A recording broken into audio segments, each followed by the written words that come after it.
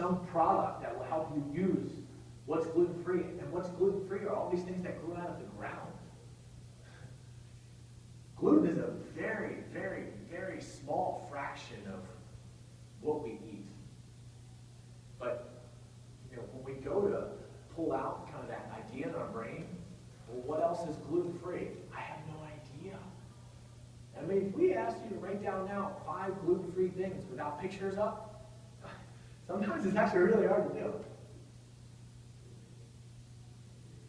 So it's easy to dismiss an entire movement because we've been sold a pack of lies with our fat-free, our obesity epidemic. We're always looking for some martyr to say, that made me this way, and I'm going that way.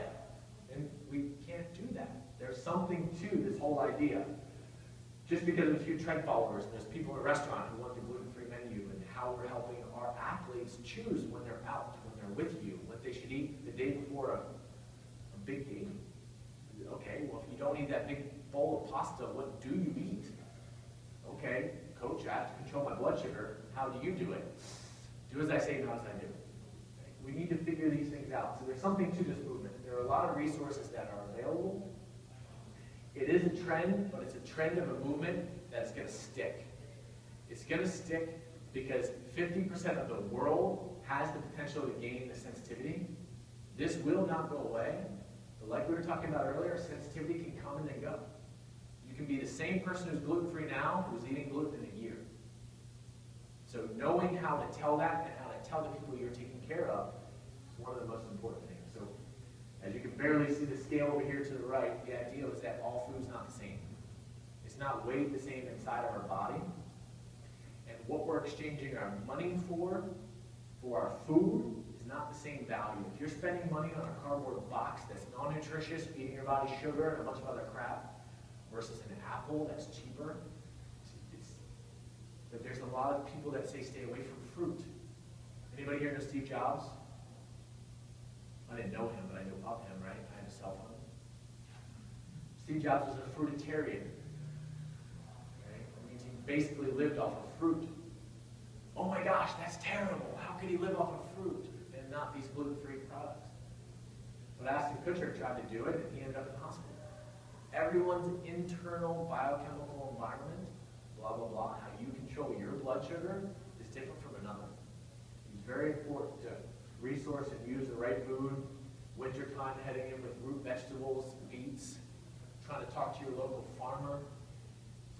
Where I live in Baltimore, there's actually a principal of a high school that is actually growing food on their roof in the summer and in the seasons that are appropriate.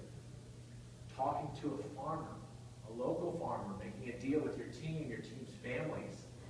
You can really help a lot of people by beginning that connection, because next year you'll want to do it. The year after you'll want to do it. They're starting to plant communities around farms because we're realizing how rich our food source is.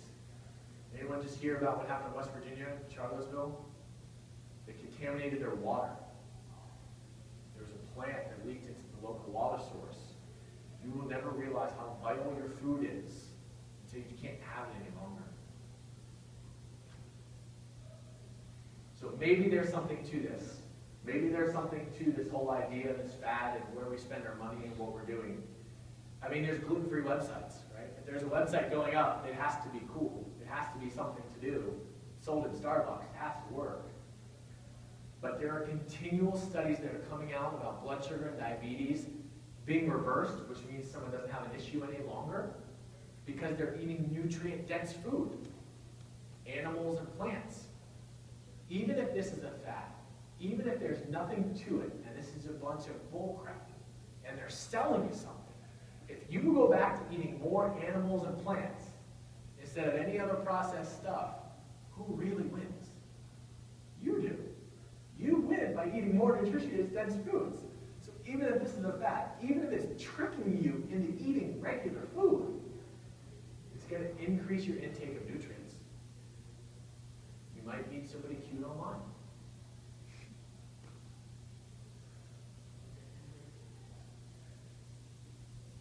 So that's the end of my presentation. I did not mean to cut it off.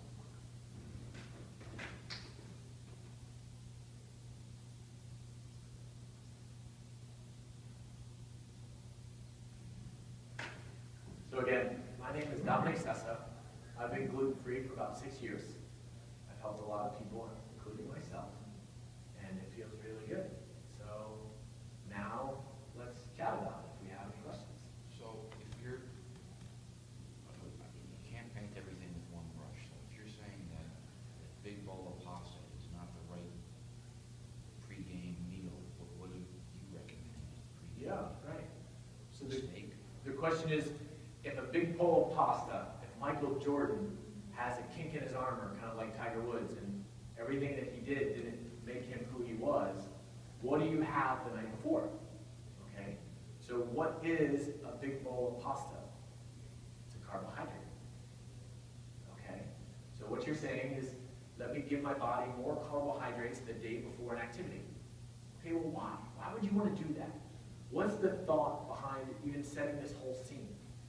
Well, inside your muscles, you have glycogen. What is glycogen?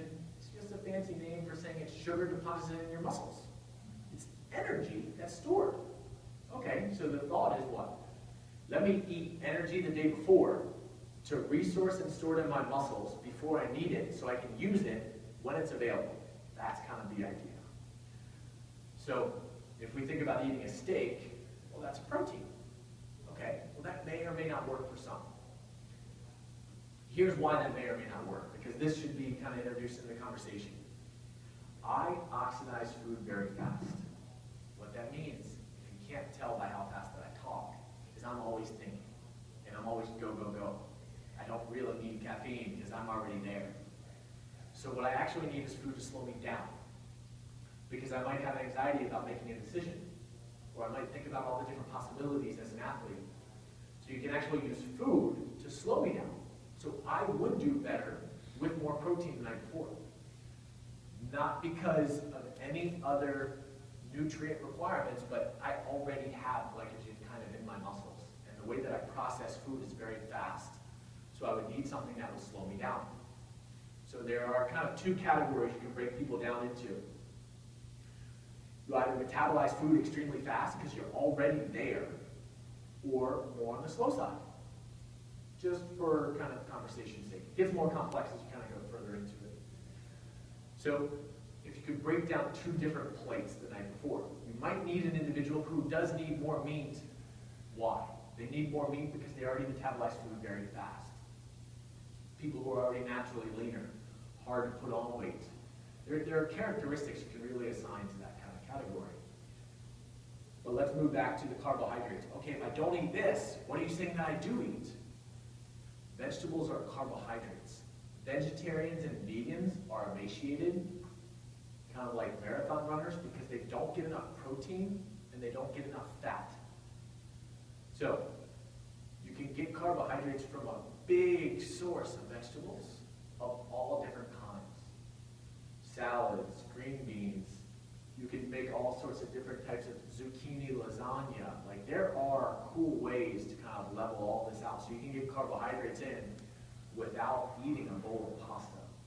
But the thought is still there, which is glycogen in the muscles before that night is needed. Here's the other thought. Everyone is so different. People need different sizes. But if you spend the time learning the process of what food makes you feel the most vivacious and vigorous the next day, yes! Then you never have to do it again. Because at least you have a method and you know how much to have and what you need the night before. So you don't need a bowl of pasta. You could switch to a gluten-free pasta, or you can identify that it's a carbohydrate you're looking for. Why? Because you want nutrients for the next day. Okay. Are there any nutrients in gluten-free pasta? Are there nutrients in all the other carbohydrates? Yes. So then what you're looking for are carbohydrated foods that have nutrients for the next day. Well, you can totally do that. There are a lot of options. Does that kind of answer your question? What are the options? A zucchini lasagna. So instead of pasta, you're using zucchini. A huge salad.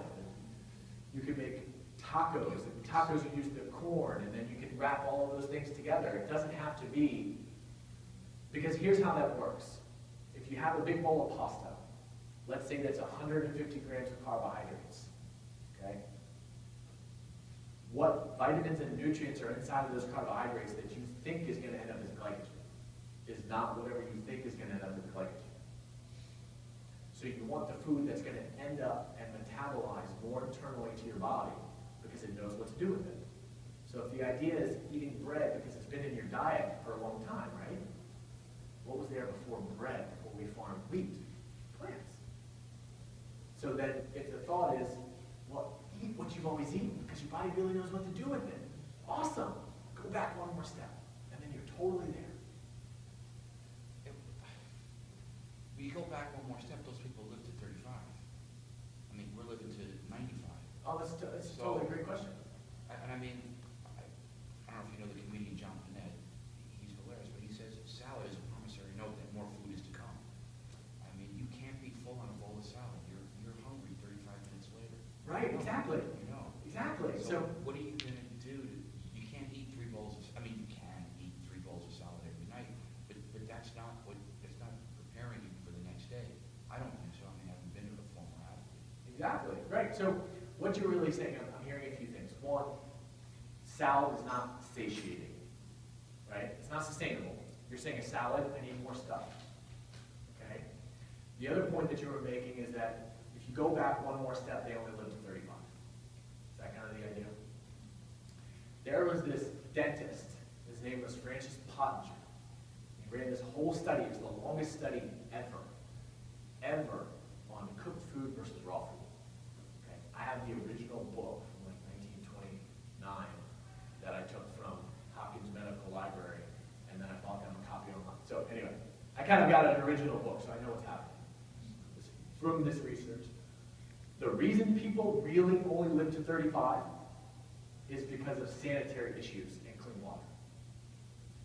Clean water and sanitary issues jumped everyone's life expectancy up. Okay. True. Indigenous tribes, when you go to where these people are living and eating what they've always eaten, where they have no technology, they're living way past 35. Way past 35. And they haven't changed in millennia. Okay, so both of those things kind of give a different picture. You can pick data to support that, but there are people who have been living and never changed their ways and live way past 35. Salad, is it satiating? Salad is not satiating, but I'm not saying that it is. I'm saying that there are a lot of resources out there that can give you a lot of good ideas. And when you ask for ideas, one of the first things that I said was zucchini lasagna, not salad. So there are a lot of things that you can eat that are really good for you, that are not just salad. There are root vegetables, there are beets, there are carrots, there are different ways of doing those. There are cutting up carrots, putting some olive oil in it, putting it in the oven, pulling it out so it almost feels like a French fry. There's cutting up sweet potato French fries and making your own French fries. That's gluten-free, and that's a carbohydrate. I'm not saying live off of salad. And believe me, I don't live off of salad. So if I led you in that direction, I do apologize. But in no way do I mean that. One of my favorite meals this week was homemade sweet potato French fries and burgers.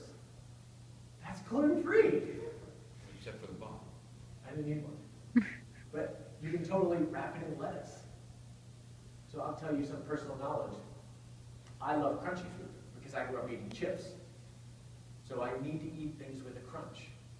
So I would actually love to take a piece of iceberg lettuce and wrap it around a burger because it would crunch and I would feel like I'm eating something. So there's all sorts of different ways to play with it, but I don't know many people in the U.S. who would turn down sweet potato French fries.